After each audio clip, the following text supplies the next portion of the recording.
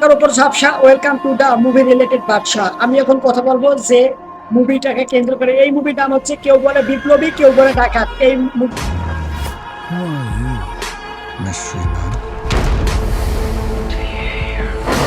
কেউ বলে অপরাধী,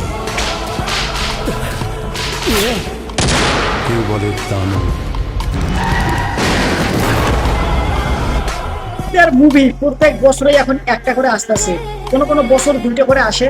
তবে কোন দিক দিয়ে আসে, কোন দিক দিয়ে যায়, কেউ বলতে পারে না।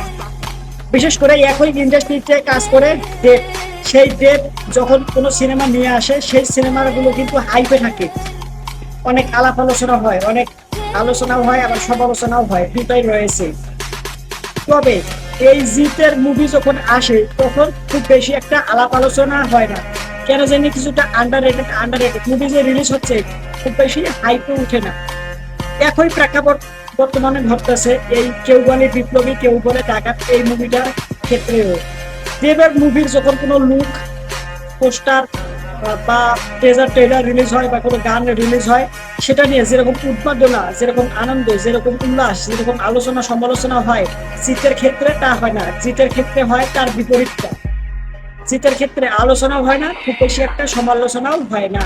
যার প্রেক্ষাপটে এই কেউ বলে বিপ্লবী, কেউ বলে ডাকাত সিনেমাটার ক্ষেত্রেও ঘটতেছে। তবে এই সিনেমা কেউ বলে বিপ্লবী, কেউ বলে ডাকাত যে খুব বাজে কন্টেন্ট প্রডিউস করতেছে বা প্রমোশন এলিমেন্ট যতগুলো রয়েছে, ধরেন গান, ট্রেলার যে খুব বাজে, তা কিন্তু না।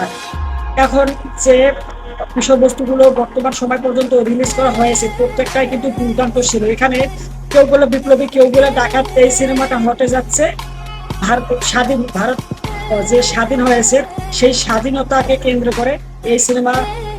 কিছুটা মনে করেন যে আপনার ঘটনা এখানে রাখা হয়েছে। এই বিষয়বস্তুগুলো এই সিনেমার মধ্যে দেখানো হবে, যে বিষয়বস্তুগুলো ভারত এর মানুষদের সাথে হয়েছে, যেরকম অন্যায়, অত্যাচার, জুলুম, নির্যাতন, নিপীড়ন। জিতের যে ক্যারেক্টারটা, সেও মনে করেন যে এই সব প্রবলেম গুলো যে তৈরি হবে সেগুলো কিভাবে সলভ করবে বা কিরকম রিয়েলাইজ সে করে, এই বিষয়বস্তুগুলোই দেখানো হবে এই সিনেমাটার মধ্যে। এই সিনেমার এখন পর্যন্ত যতগুলো প্রমোশনাল এলিমেন্ট এসেছে সেসব গুলো দেখে যা আর কি আমি বুঝলাম, এখানে গানগুলোতে খুব ভালো ইমোশন দেখানো হয়েছে, ইমোশনালি কানেক্ট করা যায়। বিশেষ করে যখন একটা প্রমোশনাল এলিমেন্টস দেখলাম যে জিৎ পানি খাওয়ার জন্য কলসি থেকে পানি নিতে যাচ্ছে, ওই সময় সে দেখতে পাচ্ছে দুজন ব্যক্তি পা আর একটু ঝুলকাছে। ধীরে ধীরে সে রিয়ালাইজ করেছে তার হয়তো বা পিতারা বাটা সুইসাইড করেছে গলায় দড়ি টেনে। এখানে যেভাবে জিনিসটা ফুটে তুলেছে, দুর্দান্ত লেগেছে।